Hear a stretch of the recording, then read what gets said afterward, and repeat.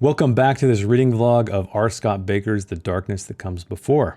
Today I'm going to be giving you my thoughts on Chapter 8, Momem, or Momemn, one of the two. And we begin with a quote from a Conrian proverb, "Kings never lie, they demand the world be mistaken." I really enjoy that quote. So we find ourselves in the northern Junati steppes, so back with the Sylvendi, I think they're called, right? Ursalka of the Utamat awoke with a start. And this scene started cool. He's looking for his child, Ogatha, and it's storming outside. He's in a teepee. It seems like a teepee because I remember him describing it as like a conical shape. And there's sounds pelting the tent, and he goes outside and he finds child's fingers, which kind of struck me at first because it's nighttime. And I just really wasn't quite sure how he could identify it so quickly, but I mean, maybe they're used to finding fingers in the grass. This scene could have been cool, but it was a little bit cheesy, only because every time the lightning struck, we saw this guy, this figure. It reminded me of an old horror movie. Nair just decimates everybody. He kills the children, he kills the women, because again of the treachery. And that's pretty much all that was. So a little bit of violence to set off the rest of the chapter, which was kind of slow because we're back with Comphas, right? We're back with the Emperor as well. But there's this really long section of how the Holy War is going. I mean, it was tough to get through, honestly. I don't know why fantasy writers feel the need to do this. And I think Bakker, and correct me if I'm wrong out there, those of you seasoned veterans out there, what's with the exposition? What is with the need of giving all of this detail? And maybe he's just hoping that certain readers out there, and maybe you're just like that. Maybe you're a reader who appreciates that kind of historical detail.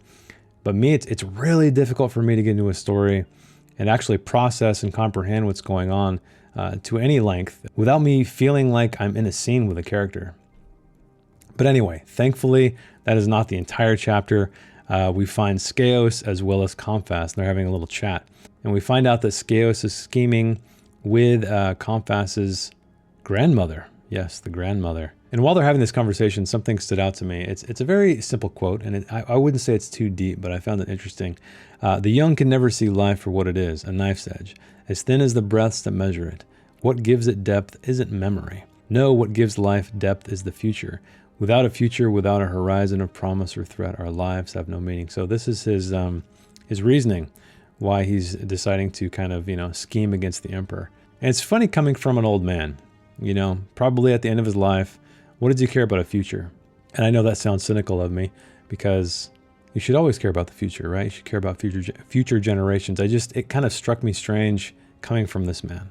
And then we are led to a meeting with, I think, the leader of the Scarlet Spires, as well as the Emperor. Comphas is there too. And we get this really cool line from the beginning of that scene. Comphas glimpsed his uncle's reflection floating beneath the table's polish, like a corpse in brackish water. I love that image, and I really hope it is foreshadowing, because that is the kind of writing I enjoy as foreshadowing or as subtext. And we meet a man named Eleazarus, I think they call him Eli. He's an old guy. He's a sorcerer. And the emperor asked him, "What is this union you created?" And he said, "Quite simply, really, we were purchased." Purchased? Indeed. A most extraordinary transaction. What are the details of your arrangement? Alas, I fear that secrecy is itself part of the arrangement. Of course it is. Unfortunately, I'm not able to divulge any of the details. And during this exchange, Comphas kind of approaches him. He kind of stands up to this guy and he says, "You'll be a small enclave of profanity within a great tribe of fanatics. You'll need every friend you can get." And this is the first time this sorcerer appears to be angry. And he says, "We can make the world burn with our song, young Comphas. We need no one."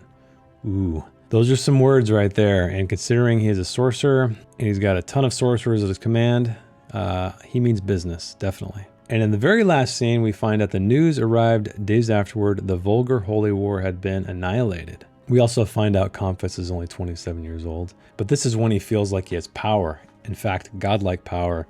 And he's thinking internally, how Sakuri has been heard. And Comphas himself, he lay hidden in the womb of events like a god. So that was kind of an interesting but slow conclusion to part 2 of the book. Overall, it was enjoyable. The first part, a little bit cheesy, but I can see how other people out there might find it cool. A lot of politicking going on, which you know I'm not a huge fan of. Sometimes I like it, sometimes I don't. It was a little bit slow to get through in this chapter, which is why I am excited to get to part 3. Because we are going back to, focus, Esmenet, the harlot.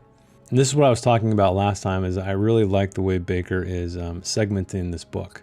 Because not only are we jumping from place to place in these parts, we are jumping from POV to POV. If you get tired of one POV, there's bound to be more coming your way. And they're just packaged in these nice little compartments. But yeah, that's it for me. There's not really much else to talk about in that chapter. I think probably because it was a lot of politics, and really that's not something that is of great interest to me. I mean, it's fine.